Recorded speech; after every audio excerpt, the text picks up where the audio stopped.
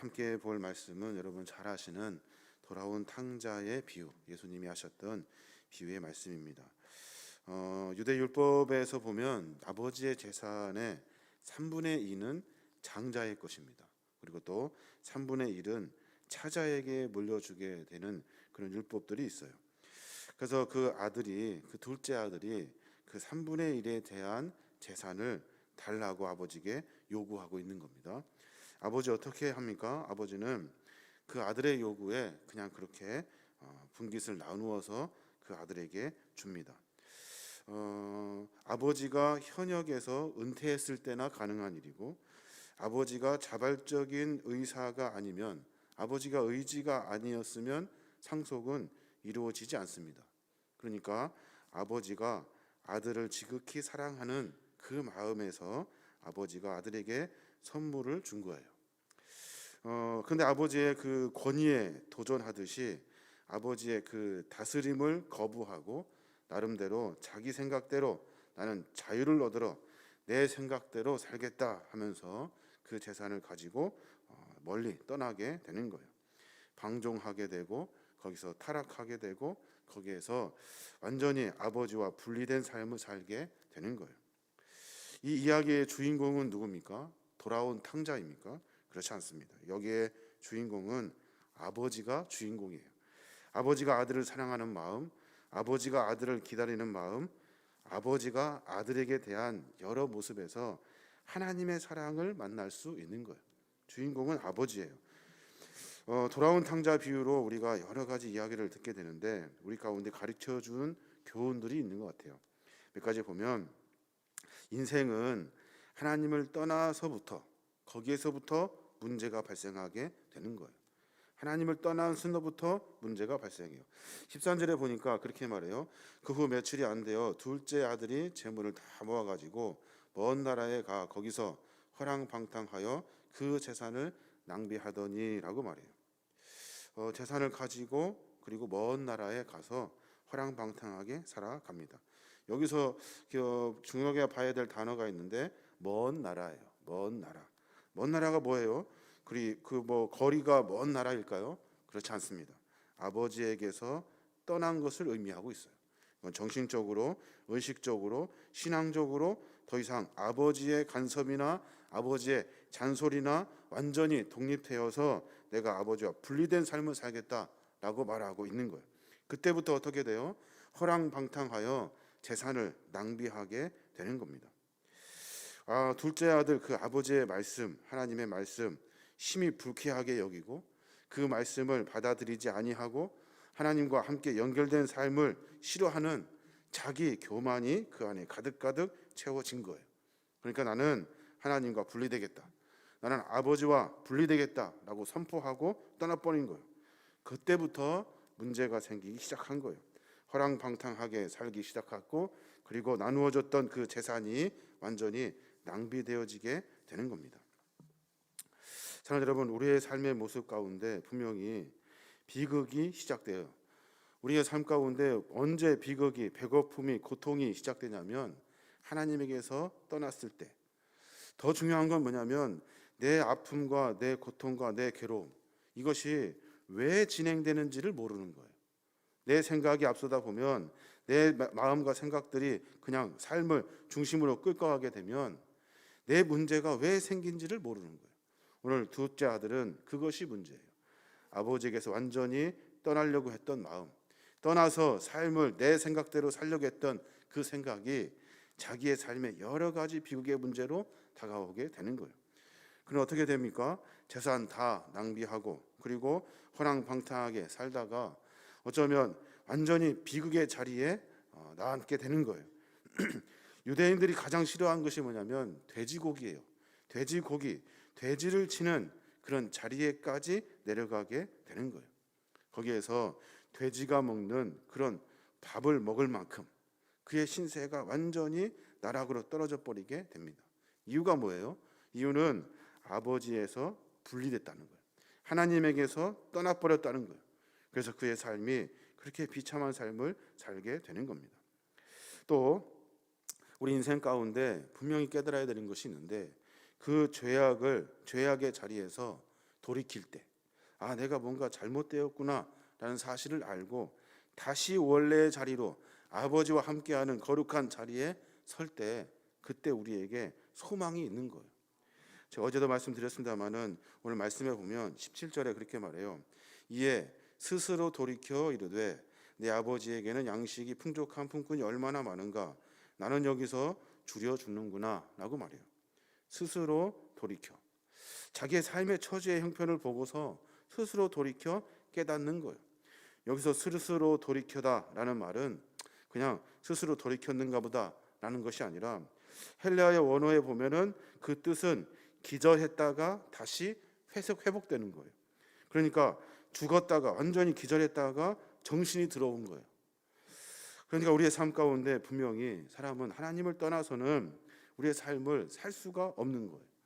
우리는 그 떠남을 시작으로 해서 우리는 완전히 죽은 상태가 되고 기절한 상태가 되는 거예요.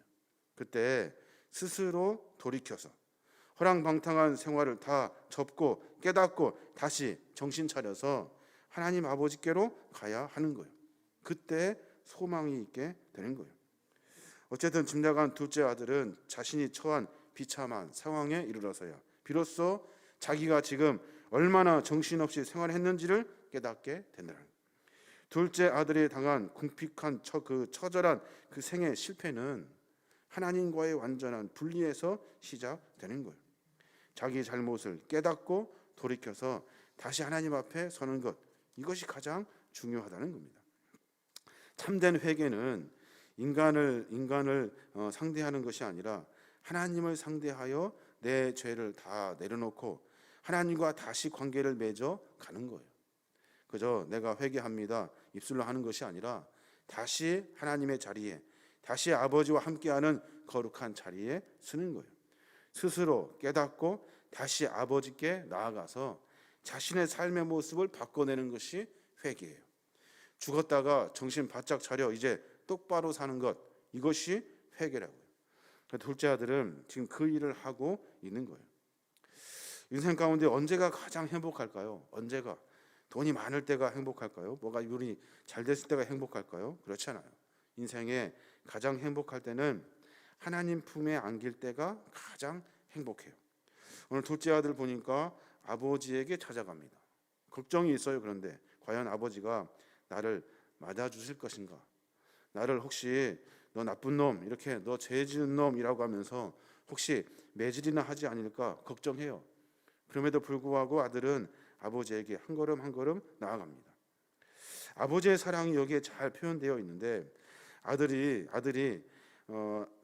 자신을 발견하기 전에 먼저 아버지가 아들을 먼저 발견해요. 아들은 지금 아버지를 찾아가고 있거든요. 그런데 관심은 아버지에게 있어요. 그런데 아들은 아버지를 발견하지 못해요. 근데 아버지는 아들을 발견하고 바로 그에게 다가갑니다. 하나님의 마음이 그런 거예요. 하나님은 우리 죄인된 우리가 하나님께 향하여지고 있을 때 이미 하나님은 우리를 받아주시려고 준비하고 계셔요. 아들의 그 무거운 걸음 한 걸음 한 걸음 얼마나 어렵겠습니까? 여러 생각들이 많이 들었을 거예요. 그런데 아버지는 단숨에 달려와 그 아들을 끼워안아 버려요. 괜찮아, 상관없어, 모든 것이 문제없어. 단숨에 한 걸음 한 걸음 두려운 마음으로 가고 있는 아들을 다 제껴버리고 한 번에 단숨에 달려가 아들을 안아요. 또 아들이 나는 종처럼 살겠습니다. 이제 나는 아버지의 종입니다 라고 말했을 때 아버지는 너는 종이 아니야, 너는 나의 사랑하는 아들이야 라고 모든 죄를 다 깨끗이 용서해 주어요. 누더기 같은 옷을 다 벗겨서 최고의 옷을 입히고 손에 가락지를 끼워서 아들로서의 권위를 다시 회복시켜주고, 종들은 신발을 신지 않는데 그 아들, 종된 모습으로 돌아온 아들에게 신발을 신겨서 너는 내 자녀고 너는 자유인이라는 사실을 증명해 보여요. 또 살찐 송아지를 잡습니다. 살찐 송아지는 결혼식이나 이렇게 큰 잔치 있을 때 잡는 그런 거예요. 그런데 아들이 돌아왔다고 하여서 아버지는 잔치를 벌려요. 큰 잔치를 벌려서 사람들과 함께 기쁨을 나눕니다. 돌아온 탕자의 이야기를 통해서 아버지의 마음을 우리가 깨닫게 됩니다. 사랑하는 여러분, 인생은 하나님을 떠나는 것부터 문제가 시작되는 거예요. 우리가 매번 매 순간마다 하나님을 떠나지 않는 몸부림이 우리 안에 있어야 하는 거예요. 죄악의 자리에 있을 때 그때 포기되거나 포기하거나 그냥 말아버리는 것이 아니라 그 자리에서 내 삶의 모습을 다시 돌이켜서 하나님 앞에 설 때 그때 우리 인생은 소망이 있게 되는 거예요. 또 인생은 하나님 품에 안길 때 그때 가장 행복해요. 다른 것에 있는 것이 아니라 하나님 품에 있을 때가 가장 행복해요. 조금 배고프고 조금 부족해도 하나님 품에 안기는 것이 훨씬 행복해요. 욕심 가지고 아둥바둥 사는 것이 아니라 하나님 품에서 하나님의 은혜를 누리며 기쁨과 감격의 삶을 사는 것이 가장 행복한 일인 거예요. 사랑하는 여러분, 우리는 하나님의 지배를 받아야 합니다. 우리는 하나님과 함께 해야 하는 거예요. 자유가 뭐예요? 자유는 스스로 판단해서 뭔가 하는 것, 이런 것들이 자유라고 생각해요. 근데 진짜 자유는 방종하지 아니하도록, 교만하지 아니하도록, 죄악 가운데 서지 아니하도록 절대자에 묶여 있는 것이 자유예요. 그래서 하나님의 지시를 받고 하나님의 말씀으로 삶을 살아내어야 하는 겁니다. 이게 바로 아버지의 사랑에 대한 이야기예요. 또 이야기를 보니까 큰아들이 나와요. 큰아들은 어떻습니까? 큰아들은 딱 집에 이제 밭에 일을 하다가 돌아와서 보니까 집안이 이렇게 어수선해요.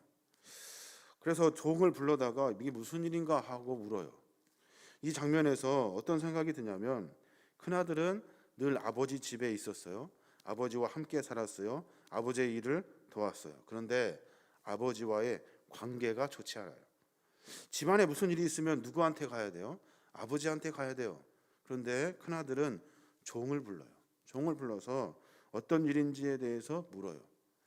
이 짧은 이야기를 통해서 아버지와 큰아들의 관계가 참 석연치 않다 하는 사실을 깨달을 수가 있어요. 거기에다가 노하기까지 해요. 이 일이 어떤 일인가 하면서 노하기까지 하면서 모든 것이 자기 중심으로 돌아가야 한다는 거예요. 큰아들의 문제가 뭡니까? 자기의 의, 자기의 교만이 자기 삶을 끌고 가고 있는 거예요. 자기의, 자기 교만이 내 삶 가운데 가득가득 채워지면 다른 사람들은 보이지가 않아요. 동생이 돌아왔으면 참 기뻐할 일 아닙니까? 그런데 동생을 보고 기뻐하지가 않아요. 잔치의 자리에서 아버지와 함께 즐겁게 잔치를 해야 되는데 그 잔치가 불만인 거예요. 매번 불만하고 불평하며 살아가는 거예요. 왜냐하면 자기 의와 자기 교만 때문에. 또 큰아들의 문제가 뭐냐면 감사하는 마음이 없어요. 감사하는 마음. 아버지의 재산 3분의 1은 둘째 아들이 가져가고 나머지 3분의 1은 자기 것이에요. 그리고 아버지와 함께 있으면서 나머지 모든 것들이 다 자기 거예요. 그럼에도 불구하고 그 아들은 감사하는 마음이 없어요. 함께 즐기자 했을 때 오지도 않아요. 그러면서 불평하죠. 왜 그 애들이 왔다고 송아지를 잡습니까? 저한테는 염소 한 마리도 안 잡아주시더니 왜 그렇습니까? 하면서 욕심을 또 내요. 감사하는 마음, 이 마음 참 중요합니다. 감사의 마음은 부족하지만 그리고 많은 것들이 연약하지만 그럼에도 불구하고 나를 있게 하신 하나님, 늘 아버지와 함께 있어서 아버지의 사랑을 받아 살고 있는 그 당연하다고 생각하는 것에 매번 감사를 조건을 달며 살아야 하는 거예요. 이거는 당연한 것이 아니라 감사해야 할 일이에요. 우리가 숨을 쉬고 살고 있습니다. 우리가 먹을 것도 있고 잠잘 때도 있고 살고 있어요. 당연하다고 생각하죠. 그런데 이 당연한 것이 아니라 이거는 감사해야 할 일인 거예요. 신앙의 삶의 모습에 이 감사가 없으면 우리는 스스로 교만해지고 스스로 의롭다라고 이야기하는 거예요. 절대자인 하나님께서 우리의 삶을 감찰하고 보호하고 계시다는 그 은혜 안에 살면서 그 은혜를 잃어버리게 되는 거예요. 우리가 해야 될 표현은 감사예요. 당연하다고 생각하는 것이 아니라 하나님 감사합니다 하는 겸손한 모습이 우리에게 있어야 하는 겁니다. 오늘 돌아온 탕자의 이야기, 아버지의 사랑의 이야기, 큰아들의 이야기를 우리가 짧게 한번 보았는데 우리의 삶의 모습을 한번 점검해 봤으면 좋겠어요. 사랑하는 여러분, 하나님 안에 있을 때가 가장 행복한 거예요. 세상의 가장 행복은 하나님과 함께 있을 때가 행복한 거예요.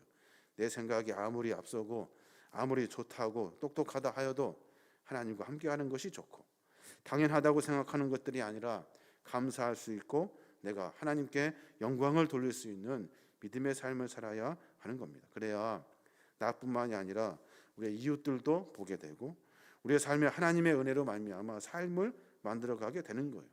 내가 나 혼자 만드는 것이 아니라 하나님과 함께 만들어 가는 거예요. 이것이 바로 그리스도로 인해 복된 삶인 줄로 믿습니다. 저와 여러분이 이런 삶을 살아내므로 말미암아 하나님의 마음을 깨닫고 하나님께 감사하고 그리스도와 함께, 주님과 함께 하나님이 원하시는 믿음의 삶을 살아내시길 바랍니다. 그때 우리에게 한없는 은혜와 축복을 함께 하실 줄로 믿습니다. 저와 여러분이 그런 삶을 살아내시길 주님의 이름으로 축원합니다.